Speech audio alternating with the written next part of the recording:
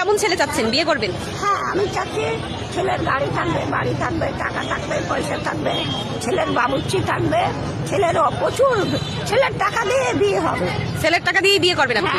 হ্যাঁ, ছেলের টাকা দিয়ে ব্যাংক পার্টি, হোটেল ভাড়া, লোকজনরা একটু বেশি করে খাওয়াইনি, এগুলো কেন আমার তো সবাই চেনে। হ্যাঁ। আমার আব্বু আম্মু, আমার ভাই বেড়াদার সব মারা গেছে, এই জন্য আমি এখন একা পড়িয়ে দিছি। ও, এই কারণে এখন আপনার বিয়েটাও যেন একটু ভালো হয়। মানে আপনি কি লাইফে জীবনে বিয়ে করছেন নাকি এই ফার্স্ট করবেন? না, একটা বিয়ে হয়েছিল আমার ওই চা বাগানের মালিকের সাথে, ছেলের সাথে। হ্যাঁ। তখন আমার ওই আমার স্বামী ওই অ্যাক্সিডেন্ট করে মারা যায়।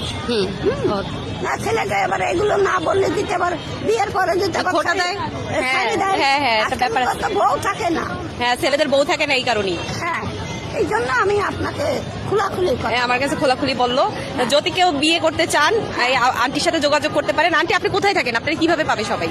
আমার নেটে ছবি ছাড়া রয়েছে, ওখান থেকে ছবি নিয়ে নেবে। না, ছবি তো আপনারা এখনই দেখে ফেললো, কিন্তু আপনাকে খুঁজে পাবে কোথায়? হ্যাঁ, হ্যাঁ, হ্যাঁ।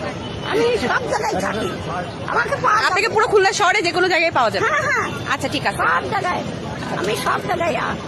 আমার থানায় আমার ছবিও আছে। থানায়ও আন্টির ছবি আছে। যারা আপনারা বিয়ে করতে আগ্রহী তারা অবশ্যই যোগাযোগ করতে